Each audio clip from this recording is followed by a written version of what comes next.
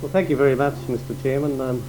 I started out in this whole business because I had a friend who owned a station in the Northern Territory, and the Northern Territory government wished to purchase a part of it for a national park, and they'd been dealing with him for about 8 years, and he was a lovely man, but he did tend to procrastinate about decisions.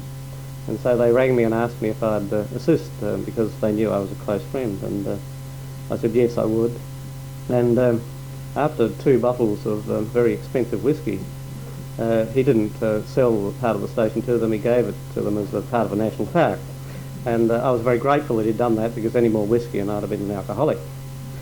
As a result of that, the Territory government invited me to go up and have a look at this magnificent area, which is called Kings Canyon. And if anybody has the opportunity of going to the Kings Canyon National Park, it really is a worthwhile experience, not in the summer but in the winter. It's a very lovely place. When we got up there, they had a helicopter on site, and they said you can have that for a half an hour to have a look around.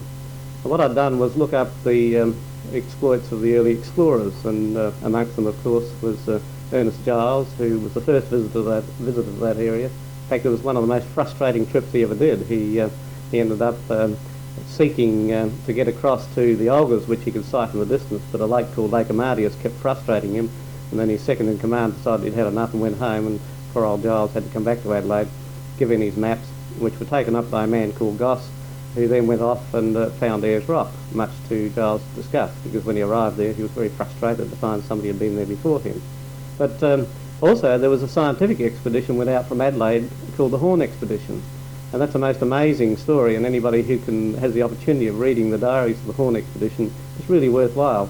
What Mr. Horn did was select a professor from each of the major universities of Australia in 1890 and sent them up to this place to look at it and to make a diary or make an assessment of the area geologically, botanically, anthropologically, and in one other area.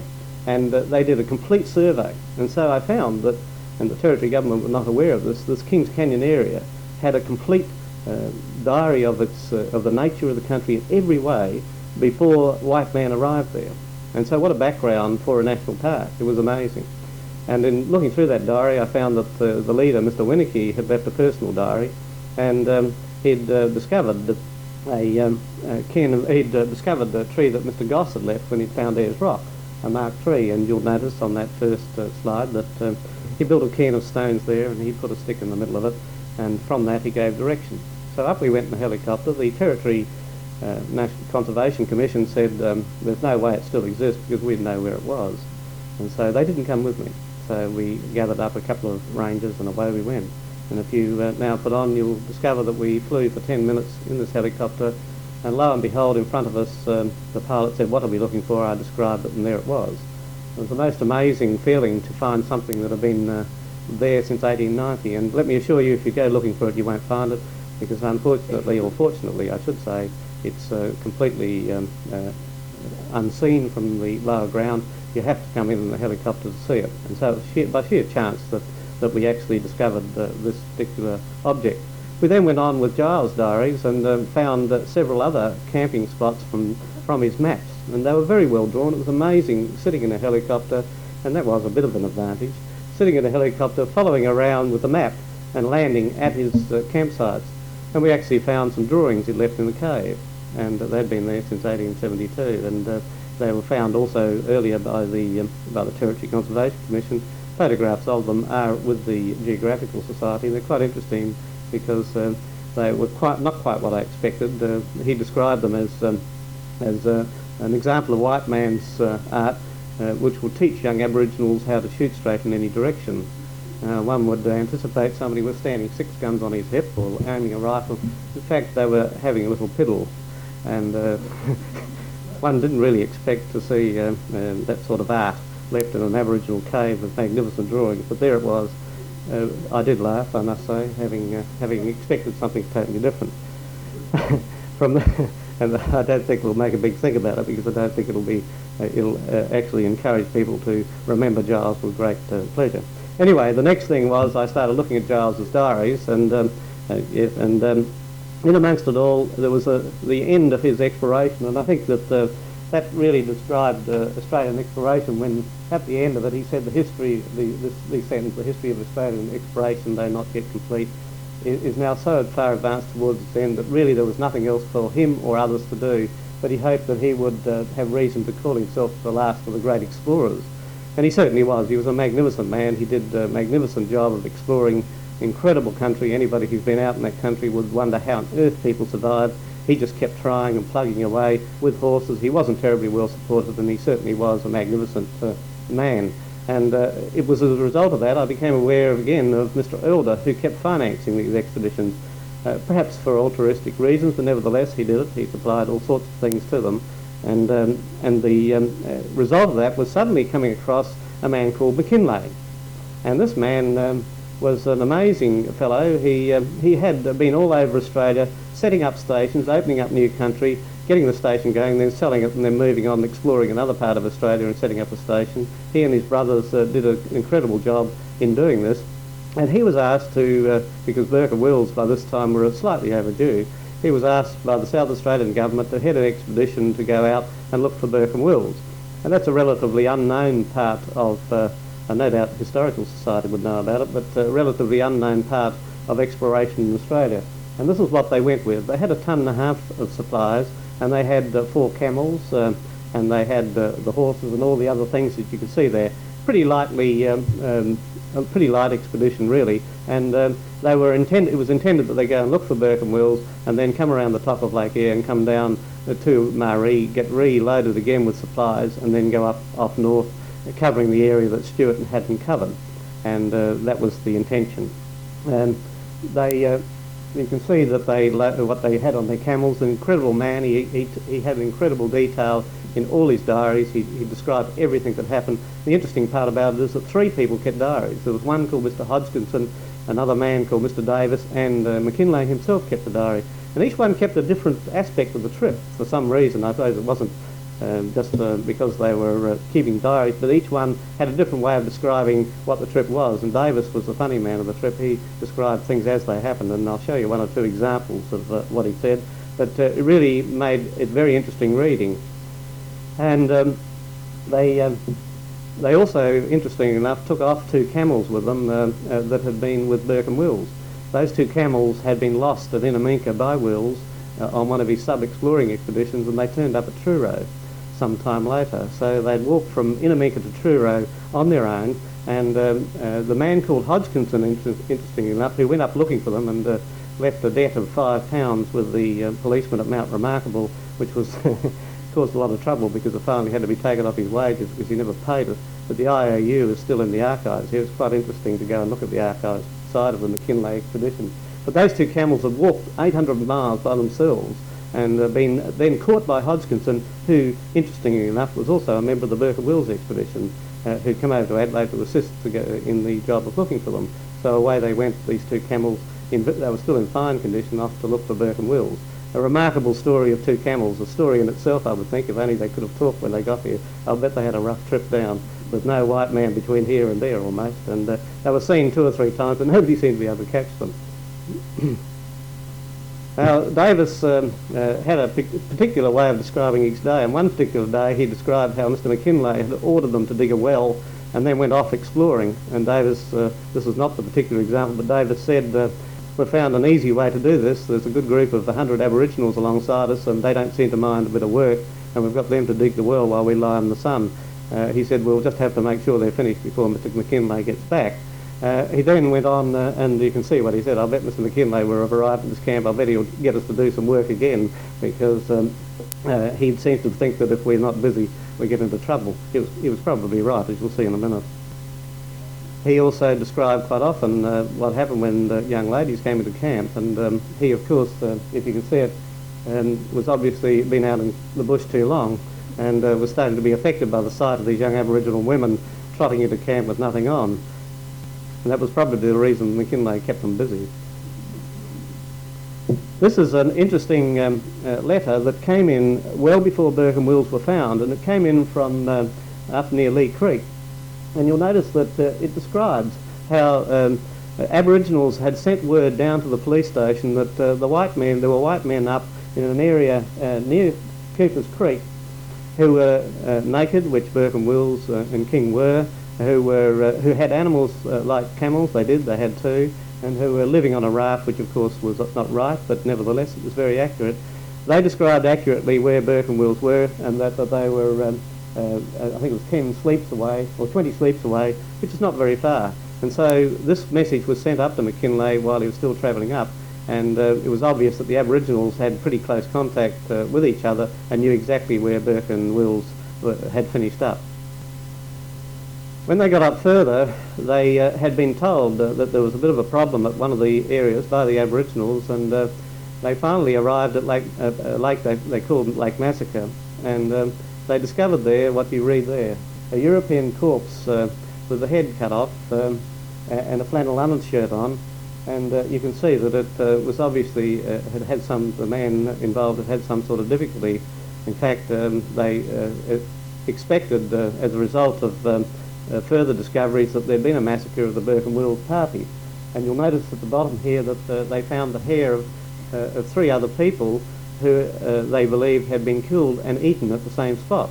And you can imagine the horror that caused within the party. In fact, an old Aboriginal with them, and I guess they didn't understand Aboriginals who'll say yes to anything to make you happy, said that when they said did they eat them, he said yes. And so he agreed that there'd been a massacre and cannibalism at the area, and that caused quite a stir in the colony at the time. And you can see the drawing which ended up in the Illustrated London News, which was done by Hodgkinson up at Lake Massacre. I did in fact write to the Illustrated London News and ask them to send the originals back. I thought they'd had them long enough at 120 odd years. They wrote back and said we did have them, but they were destroyed during the Blitz. We're terribly sorry. Which was a great pity, but still, nevertheless, they did exist, and they were sent over there, and they didn't come back. And those particular illustrations are very good. There are copies of them in the archive. And I rather wondered on reading about this massacre, just what went on, because I read in the Burke and Wills diary that absolutely nothing had gone wrong with Aboriginals. The only trouble that the Aboriginals had only had trouble with Burke and Wills. Burke and Wills had never had trouble with the Aboriginals because Burke had a real thing about them. And I couldn't work out why this body was there first of all, and why there were different coloured locks of hair, until I found this in the register, and you'll see there that a Mr. MacDonald and a Mr. Hack went to Lake Massacre in 1858, 2 years before Burke and Wills, and camped there for 3 weeks and had very good intercourse with the natives, and they were supplied with fish, and everything was terribly friendly. They gave them gifts.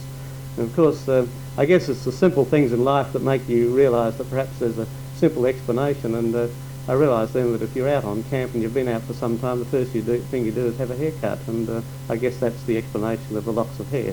But in fact these people camped there, and in some it's quite likely that they did trim each other's hair and leave the locks of hair behind. That was the simple explanation, but I've no doubt that is the explanation of exactly what happened. And at the time there was no investigation to find out what had happened. They went on up and came to Burke's camp where he killed his horse, and they took a hoof of horse away each, and one of those hoofs ended up at Port Adelaide with the mare, but somehow the mayoral system doesn't pass things down, and I haven't been able to find it, and I'm very sorry that I can't bring them along tonight and show you. Mr. Davis brought them back and gave everything to his very good friend the mayor, but unfortunately it disappeared. But the interesting thing was that this is the statement he made. I wish they'd marked the trees on the way, but perhaps they had no means of doing so. They must have had a knife. Now that's interesting, and it becomes more interesting later on when you realise that lack of doing that was perhaps one of the reasons that they died.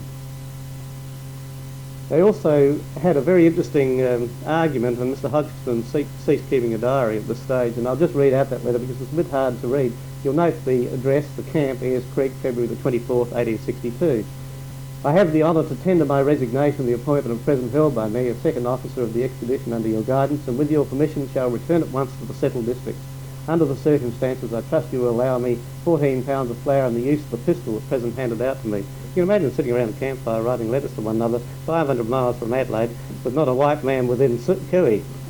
If we just put on the next letter, and these are held in the archives, I was very surprised to find them there.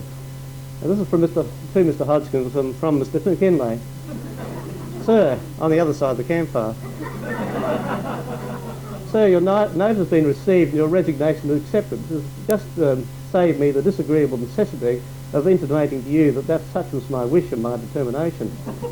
As it does not suit my views, I will not sanction your return at present from the party under my command, and for the future you will be as one of the others of the party and shall be treated as such. Further communication will not be attended to. Yours sincerely.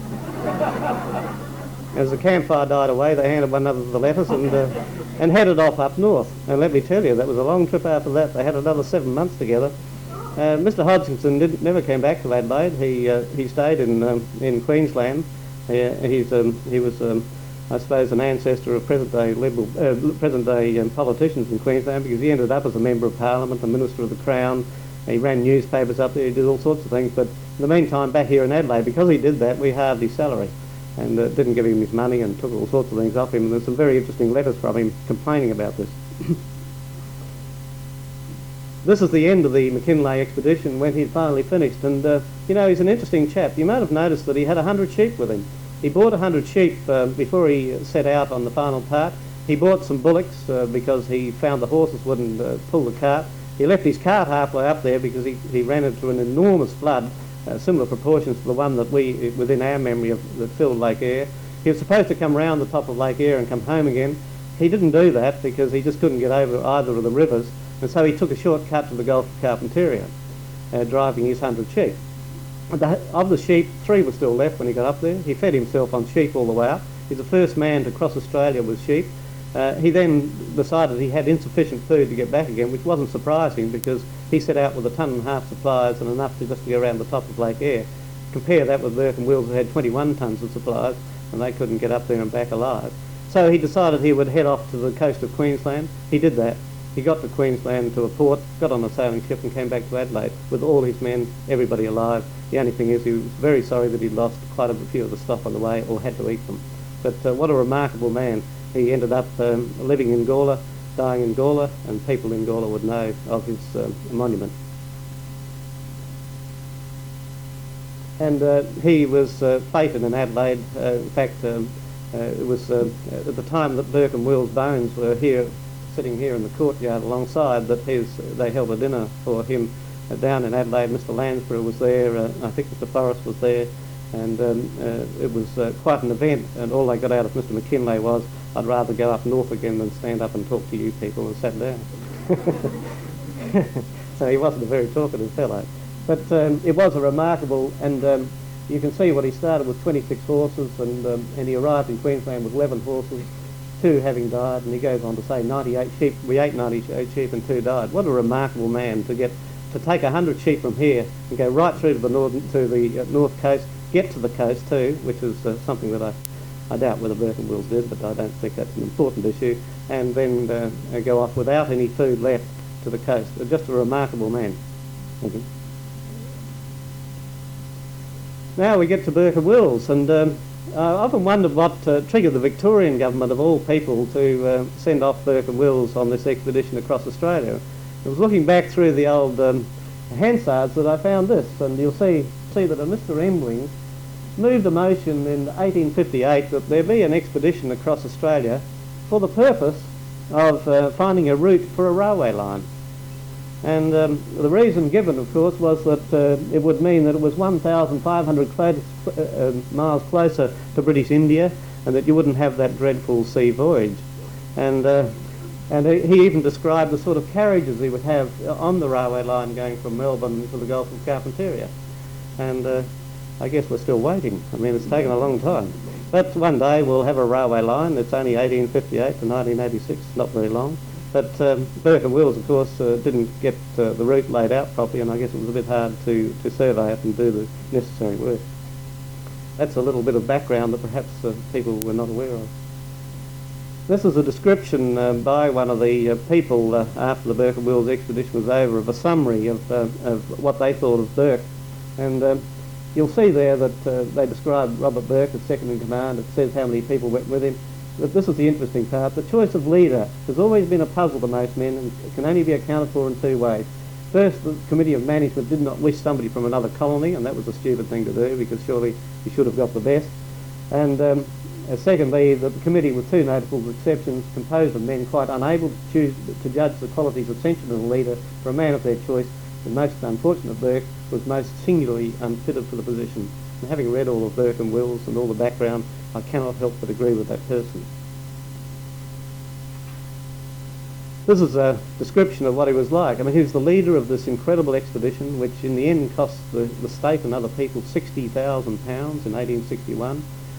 It set out at £20,000. It had 21 tons of supplies. It had bullock wagons built like boats to go over the rivers. It had everything you could possibly wish for. And this is what he said. This is Burke's own diary, which took up a half a column of the newspaper, the total diary. He just didn't write a diary. And he said, "As I find it impossible to keep a regular diary, I shall jot my ideas down when I have an opportunity and put the date." And he left it to poor old Wills to do the rest. And that's just one little example of the man. This is the dispatch he sent back when he was halfway to Cooper's Creek. And he'd, by this stage, had the resignation of his second in command, of his doctor, of quite a number of people of the expedition who couldn't get on with him. The doctor resigned because Burke, when he got to Swan Hill, left all the citric acid behind that would assist with scurvy because he didn't like the taste of it. And the doctor got a bit upset by this, and as it turned out, the doctor was probably right that he should have taken it on, because as you'll see later on, most of the people that died of scurvy, and of course that was the answer to scurvy. And he was sent back, and he said, and this went back with Mr. Wright to Menindee. He said, "Mr. Wright returns from here. I've informed him I should consider him third officer of the expedition, subject to the approval of the committee from the day of our departure from Menindee, and I hope they will confirm the appointment." So poor old Wright had this read out to him. I suppose he thought, I've got to get confirmation of this before I know it's real. And if Mr. Wright is allowed to follow out the instructions I've given him, Burke was the leader. You'd wonder why on earth he needed to say that. I'm confident the result will be satisfactory, and if the committee thinks proper to make inquiries with regard to him, and again, that was a silly thing to say because he was in charge. The committee shouldn't need to make any inquiries. They will find he's well qualified. As it turned out, that letter was one of the keys to the failure of the expedition, although people were not aware of it at the time, because when he got to Menindee, he was still a month from Melbourne in terms of posts, because he missed the next post, which meant, and the post took a fortnight, there was only fortnightly posts, and it took a fortnight to get to Melbourne. And so you'll see that that led to a very serious delay. And you'll see there that Mr. Wright, in answering questions to the Royal Commission finally, said that he offered you an appointment, yes, third in command. I had no written agreement. The only thing I had was a dispatch I brought from Melbourne. Was that dispatch addressed to the committee? Yes. Did you see the contents? Mr. Burke read it to me. He stated that when he got to Cooper's Creek, he was going to send horses and camels back. He said that he would form a depot there, and of course he would have to do so if he intended going on and sending the horses and camels back. You had no statement to the effect he could not start until the appointment was confirmed. I did not state that. I stated I was waiting for dispatches authorising me to start. And you'll note there that he said that he sent that letter of Burke's at Menindee immediately he got back. But of course that immediately didn't mean anything because it was a month. And so he got back on the 5th of November, and the dispatch didn't get to Melbourne until the 3rd of December. Meantime, Burke was sitting up at Cooper's Creek waiting for him and wondering where on earth he was. But of course his letter was such that he just didn't feel he could go on.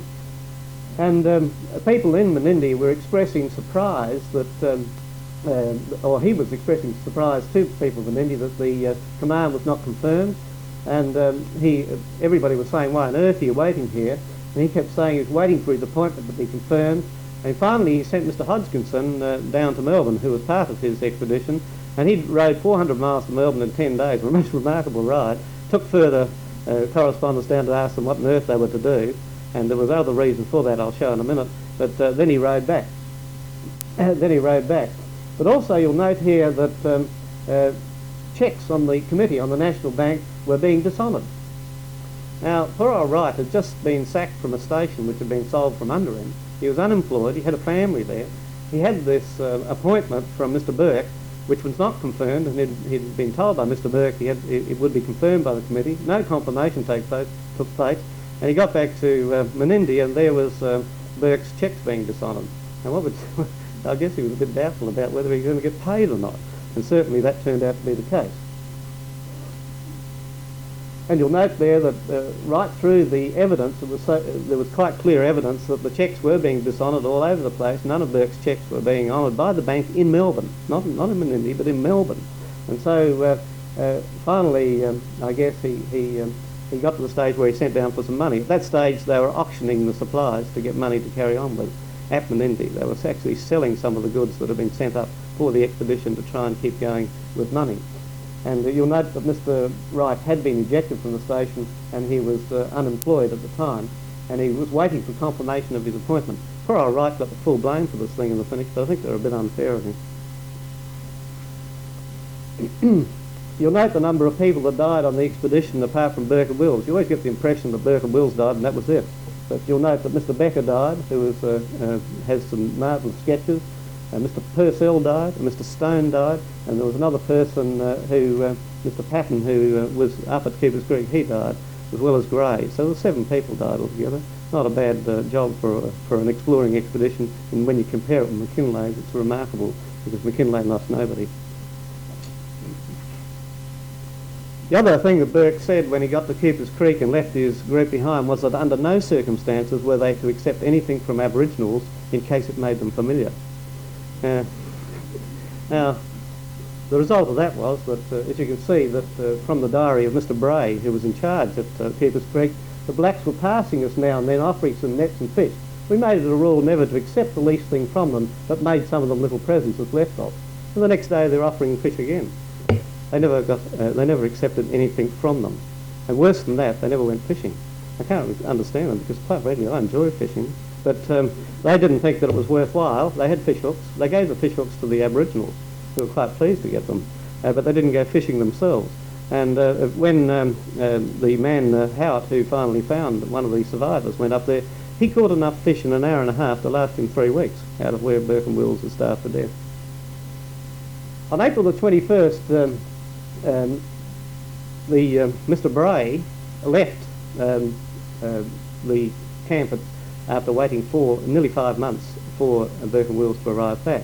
Some criticism was made of that, but however he'd only been there, he was only expected to stay there 3 months. He stayed for 5, and he left this amount of material buried under the tree when he left, and looked carefully at the time at 10 o'clock on April the 21st. And you'll see what happened on April the 21st at 4 o'clock in the afternoon. Burke and Wills arrived at Keeper's Creek at the place that they'd just left. After waiting for 5 months, they left 6 hours before Burke and Wills arrived back, which was, of course, another small event which caused some difficulty later. And as you can see, they found that the depot party had started on the same day. You'll note that they dug the stores up. Mr. Burke took the papers out of the bottles, then asked each of us whether we were able to proceed up the creek in pursuit of the party. Tell you what, they wouldn't have stopped me no matter how badly I felt or how tired I was. They wouldn't have got, they'd have been 1 hour behind the next day. However, they said they were not fit enough, and he said that it was his duty to ask us, that he himself was unable to do so, that he decided on trying to make Mount Hopeless in South Australia. Mr. Wills was not inclined to follow this plan and wished to go down our old track, and so would have I, but at last gave in to Mr. Burke's wishes. I also wished to go down by our old track, but Burke overrode them. And of course, this is what was said by one of the people who looked at it afterwards, and they said that Burke consulted his companions. Burke made them go the wrong way. Wills objected, and so did King, but ultimately gave in, and this was the death warrant of the two of them, Burke and Wills, and that's quite correct.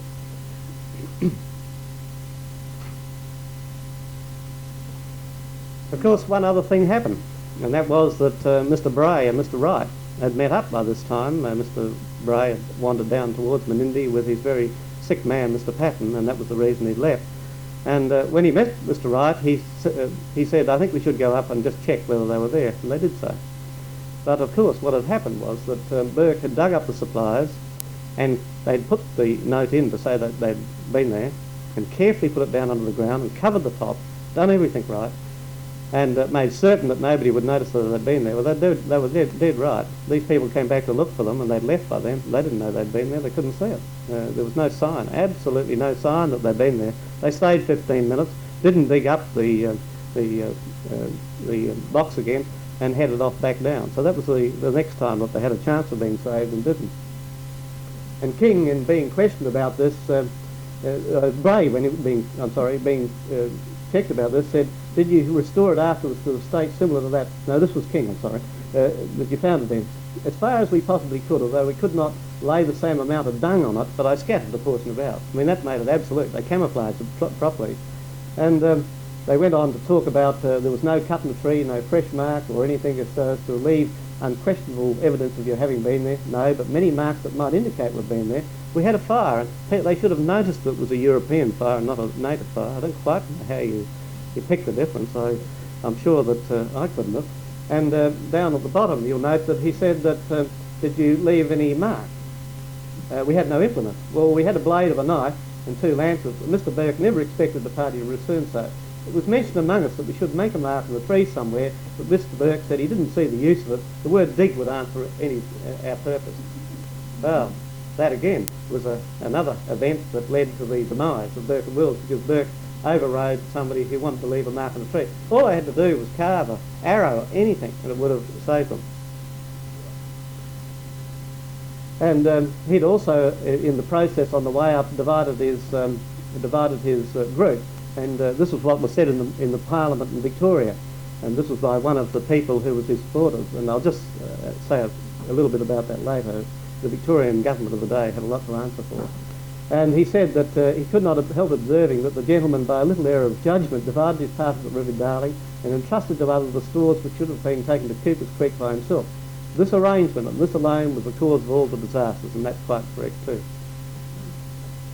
This is one interesting little sidelight, and perhaps one that was repeated in many times, that while King was living with the native tribe up there, he in fact got quite friendly with one of the Aboriginal women, and he left a daughter behind. And the daughter was called Yellow Alice, and she became the house girl of one of the station owners up there. But that's just a small little event.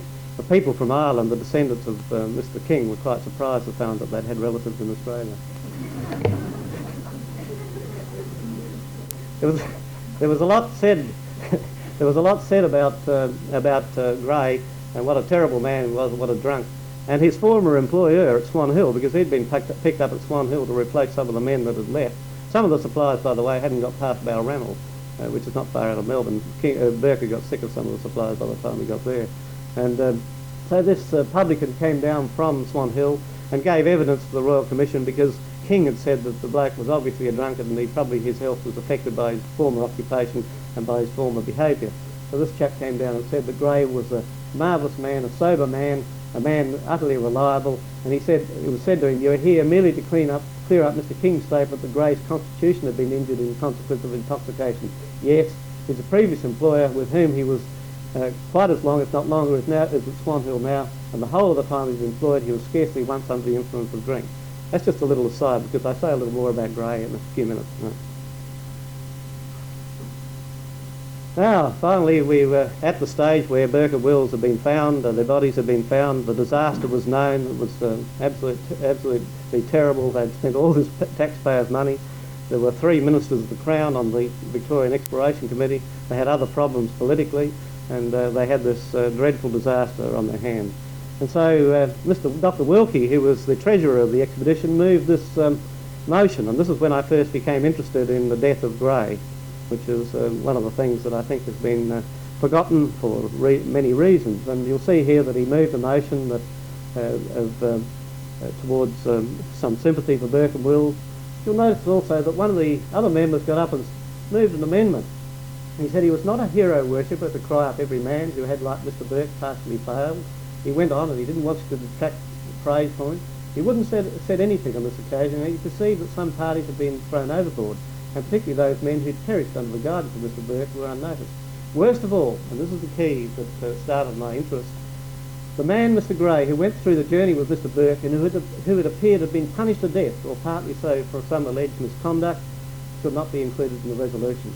And they went on to talk about Mr. Gray, and he asked why King had been ignored, and Mr. Rebecca said because he's still alive. Sounds like modern-day politicians, doesn't it? He asked why Dr. Becker was ignored and why Gray was ignored. And then somebody said he thought that Gray should have been put in. And Dr. Wilkie said he didn't think it was proper to put Gray in as being an intrepid explorer because he's only a subordinate anyway. And he couldn't understand why an honourable member wished to couple the name of Gray with Burke and Wills, as they could have got on without him. He was only a subordinate. Finally, they put and the companion Gray on the end of the motion. I thought it was pretty harsh on poor old Gray, because he had died too. Interestingly enough, too, Gray's bones weren't brought down, and they were only 3 days away. And I would imagine that there was some instruction to the man who picked up, Mr. Howard, who picked them up, because it was surprising that they were left behind. Surprising that nothing was done about Gray, who had died only 80 miles away, when in fact Howard himself spent 6 weeks up there. So he would have had plenty of time to go out and pick them up too, but he didn't do it. I thought that was a bit surprising. Perhaps it was just because he was just a companion and not important. I then did a short article for a very well-known magazine which is seen in every barber shop, called The People, and some of my fellow members were a bit scathing about that, but it's one way of getting through to the public, I thought. And you know what we're like, we're always trying to get through to the public some way or other. So I thought I'm going to be in every barber shop, which I was. And somebody in Queensland sent a letter to Ireland to a descendant of Mr. King, his great nephew. And that was a very interesting letter. This is a totally unsolicited letter, and it just rather rocked me when I got it, because it was confirmation of what had been coming up in my mind. And you'll note there the initial part is pretty hard to read, but he read about the findings of myself, something I've known for over 50 years. You see, my grandfather was the nephew of John King, and Tom, his older brother, continued to correspond after the expedition. One of those letters recounted how Gray died. Being only a child, I'm not sure whether, which it wasn't given the gruesome tale in the article, was told that Burke, mad with rage, hit him over the head with a lump of a tree, and Gray died as a result. Now that came in a completely unsolicited letter from Ireland. The great nephew has since been out here. He's a very old man, but he certainly, I questioned him quite closely, and there's no doubt that what he said was, as he was told.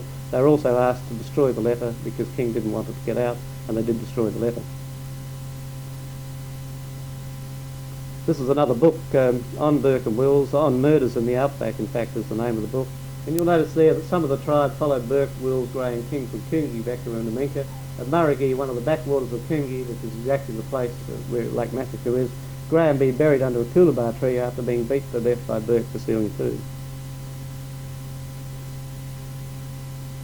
And you'll notice in the South Australian Parliament at the same time, McKinlay had finally found this, sent back a letter describing what he'd found, and you'll see there that they said quite clearly they'd met with the relic of one white man, the skull and skeleton of whom showed incontestable proofs of him having been murdered. And I found this letter to the editor, and I think it's a very interesting letter. It came from a person who obviously had been in the area. I'm one of those persons who still remain under the impression that Charles Gray's death was hastened by the ill treatment received at the hands of Burke. I beg to say that being some 6 weeks ago at a station 30 miles this side of Menindee on the Darling, I know for a fact that John King, when at that station, made a statement to the effect that Charles Gray was thrashed by Burke unmercifully when near death's door, and that he, Gray, died the same day or the day afterwards. And you will perceive that this statement was made prior to King's arrival at Swan Hill, and before he, King, had been tutored to qualify his statement. You'll note also that King, when he was in front of the committee of inquiry, first of all denied that Burke had touched Gray at all, and then finally admitted that Mr. Burke gave Gray some slaps on the head. Quite different to what Mr. Wills had said in his diary. He said, "I've given Gray a good thrashing, and well he deserved it." And for 3 days, in fact, Wills did not write his diary up. I rather wonder why. When Wills was dying, he wrote a letter to his father, the last letter that he ever wrote, and he knew that. And he made the interesting observation in his diary that he'd read the letter out for the purpose of being corrected, to see that there was any statement which was not quite correct. He thought we should see that it was the truth and nothing but the truth. Rather a remarkable statement to write in a diary when it's your last letter to your father. I would have thought that it wasn't necessary to worry about the truth at that stage. I rather wonder whether they were making sure that no part of the story came out about what had happened further back. This is the result of the select committee into the whole thing, and you'll see that they blame Burke to a slight extent. They said that the expedition was most injudiciously divided at that point by Mr. Burke. They said it was an error of judgment for him to put Mr. Wright on. Poor old Wright got a real bath. They said he'd been reprehensible in the slightest degree just because he was worried about whether he was going to be paid or not. I would have thought it was fairly reasonable to worry about that, as he was a man with a wife and children and no employment, and there were bouncing checks all over the place at Menindee. However, Mr. Wright had failed to give any satisfactory explanation of the cause of his delay, and the Exploration Committee, in overlooking, they gave them a little bit of a bath, but poor old Wright got most of it. And they should have known that they were being delayed at Menindee, but they didn't send up any word to get a hurry on. The committee just left them hanging without money. They knew that the cheques were bouncing. They didn't do anything about it. They really were a bunch of rather peculiar people, I would have thought. Mr. Burke failed to keep any regular journal, but he gave any written instructions whatsoever. Had he performed these essential duties of a leader, many of the calamities of the expedition might have been averted, and little or no room would have been left for doubt in judging the conduct of those subordinates who pleaded unsatisfactory and contradictory verbal orders and statements. They still couldn't say maybe these fellows were right. They had to have a bit of a shot at them, even though Burke himself was obviously very much to blame. He was the leader of the show. Read out a speech. Various passages of it were received with murmurs of dissent, and the insertion of the restrictive clause in the Appropriation Act invaded the prerogative of the Crown. In other words, the government in the lower house was not happy with the upper house, and you'll see down further that one member of the lower house tore up his copy of his speech and threw it on the floor, and they all went out, no doubt feeling as they passed out their shadows would never again darken the floor of the Legislative Assembly. Many of them had that feeling from time to time. I know how they felt, but I want you to keep that in mind, because at that time Burke and Wills' disaster was right with them, and they were the government. The three ministers of the Crown were on the committee, so the last thing they wanted was an absolute disaster. So what do you do when you have that sort of situation with an election coming on? It's quite a common thing these days. You have a circus, and so they had a circus. What they did was poor old Howard had just arrived back and said, "I've found them," and so they sent him back to pick up the bones. And you'll see that there was even some protest about that. It had cost, as you'll see, £50,500. There was some additional costs on top of that, and so that's an incredible situation. And so poor old Howard went trotting back up north and found the bones again and picked them up and brought them back to Adelaide. And as I said, they were parked out here in the old building out here, the police building, and he had a bit of a dinner party here, and then went off to Melbourne. They had a state funeral for these bones, and built a replica of the Duke of Wellington's gun carriage, carted it through the streets of Melbourne, closed Parliament for the day. And interesting enough, the crowd you'll see if you look through the Melbourne newspapers of the day, some of the crowd were yelling out, "He was a murderer, he was a murderer." And that's quite an interesting aside from the crowd.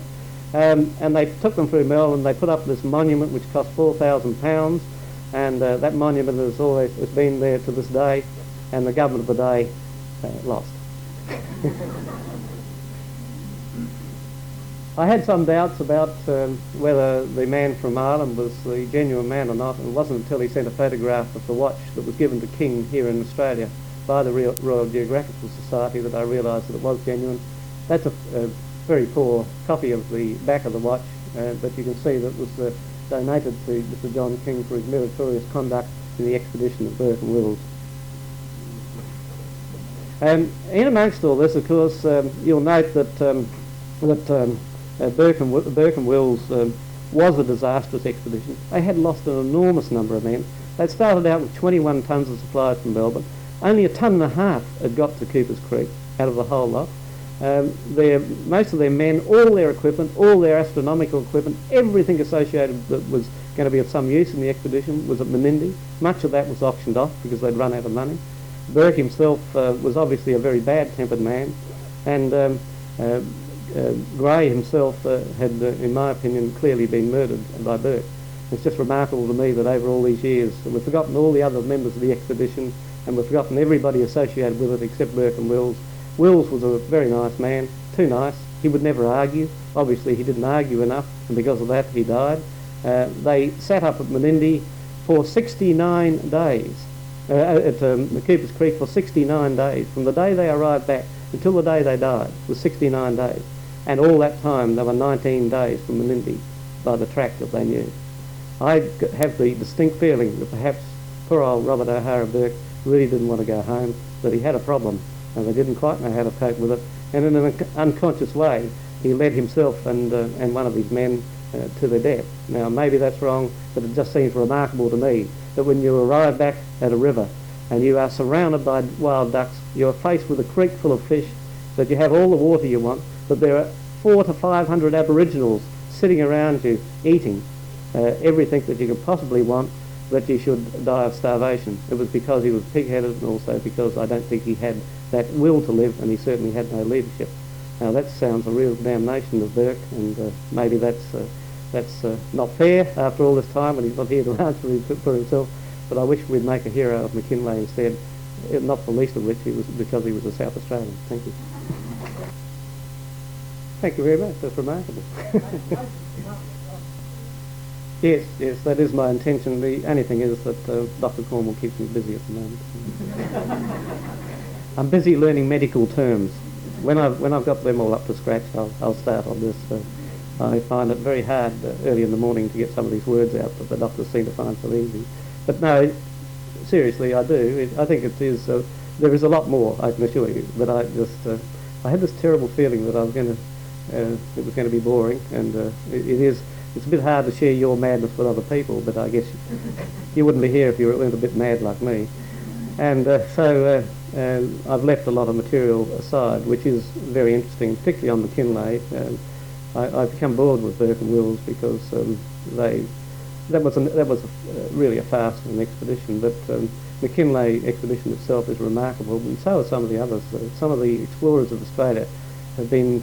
I guess it's because their diaries were terribly boring unless you could actually do a synopsis of them, that not many people study them, but I'm just sorry that more of our history in schools is not spent on them, because they were remarkable men, absolutely remarkable. Some of their feats were extraordinary, and I'd hate to do it now. I'm flat out driving a car out to Kings Canyon, let alone riding a ruddy horse out there, and finding water and having showers of spears thrown at you every time you go near a waterhole.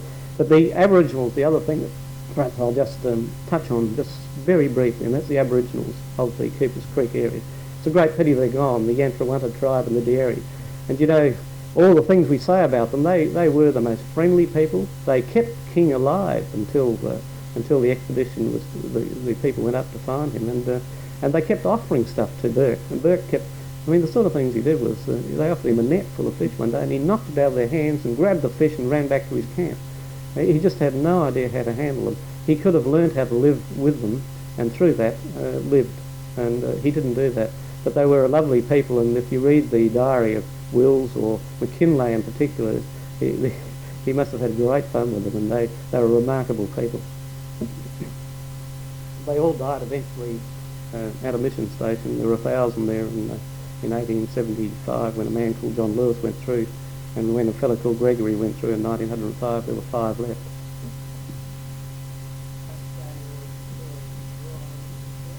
Yes, I guess I'm at fault. I haven't been to Victoria yet. I've just relied on material sent to me. There is a lot of unpublished material, a lot of unpublished letters from particularly McKinlay, but from other people. And some of it is very interesting. The archives here, I must say, have been absolutely marvellous. It was from them. I remember reading in the diary about the argument between Hodgkinson and McKinlay.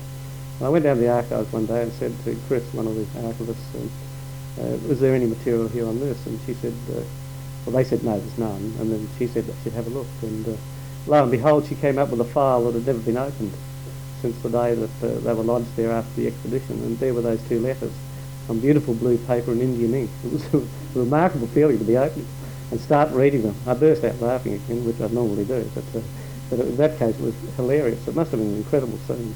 And also there were a number of other letters obviously describing what happened.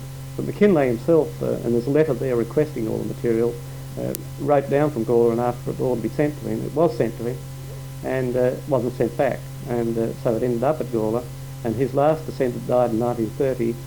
I know the date the clearing sale was held, but I haven't found yet who bought the stuff. I hope one day we can, because it would be nice to have more of his original material. The Gawler the Gawler Society has helped me a little with this so far, but I trust that we can eventually track down what happened. I found McKinlay's will and found who, in fact, received the material from that.